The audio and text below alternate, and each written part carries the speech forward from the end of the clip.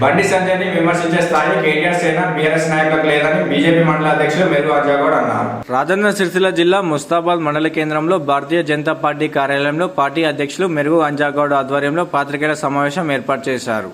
ఈ సందర్భంగా వారు మాట్లాడుతూ బండి సంజయ్పై పోలీస్ స్టేషన్లో కేసు పెట్టే అర్హత బీఆర్ఎస్ నాయకులకు లేదని అన్నారు. కొందరు బీఆర్ఎస్ నాయకులు కేటీఆర్ పేరు మీద సైన్యం సేన టీంలను పెట్టుకుంటున్నారని, అలాంటి వాటితో నాకు సంబంధం లేదని స్వయంగా గతంలో కేటీఆర్ ప్రకటించారని గుర్తు చేశారు. దమ్ముంటే కేటీఆర్ సేన నిజమేనని కేటీఆర్ అంగీకరిస్తాడా అని ప్రశ్నించారు. ఈ కార్యక్రమంలో జిల్లా కార్యదర్శి మీస సంజీవ్, మండల ప్రధాన కార్యదర్శులు సౌల క్రాంతికుమార్, బాద నరేష్, చిట్నేని శ్రీనివాసరావు, మేంగాని మహేందర్, గుండెవేని తిరుపతిలు పాల్గొన్నారు. టీఆర్ఎస్ నాయకులు అనుచిత వ్యాఖ్యలు బండి సంజయ్ అన్న పైన చేసిరు. వారికి ఒకటే బుద్ధి చెప్పాలనుకుంటున్నాం.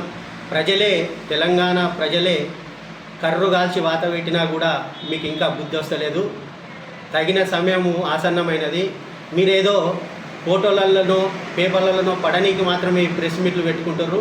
ప్రజలలో మీరు ఆదరణ కోల్పోయారు. ఎప్పుడో తెలుగు రాసి ఎందుకు అంత చిన్న చూపు చూస్తారు?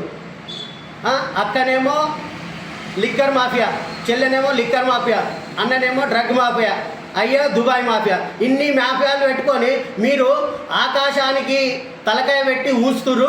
ఆ ఆకాశానికి తలకాయ పెట్టి ఊస్తే మీ మీదనే పడుతుంది.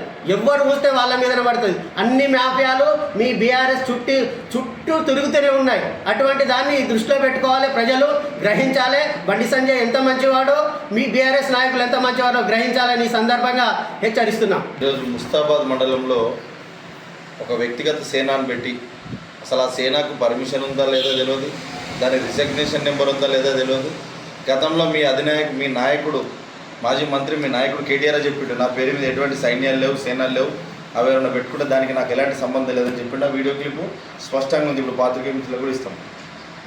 ఆయన అంత స్పష్టంగా చెప్పినా కూడా మీ వ్యక్తిగత ప్రోత్సాహం కోసం దానికోసం ఒక కేటీఆర్ సేనాను పెట్టి ఈరోజు మీరు ఒక ఆర్గనైజేషన్ పరంగా చేస్తే నేను మీ ఆర్గనైజేషన్ తప్పుపడలేదు, కానీ అటువంటి వ్యక్తిగత ఆర్గనైజేషన్ పెట్టుకొని ఆ పేరున్న కేటీఆర్ నా పేరు మీద ఎలాంటి ఆర్గనైజేషన్స్ ఉన్నాయి, నా పేరు మీద ఎలాంటి గ్రూపులు ఉన్నాయని చెప్పిండు. మీరు ఈరోజు బీఆర్ఎస్ పార్టీ టీఆర్ఎస్ పార్టీ అని చెప్పుకోవడానికి సిగ్గుపడి అందరికీ తెలుసు.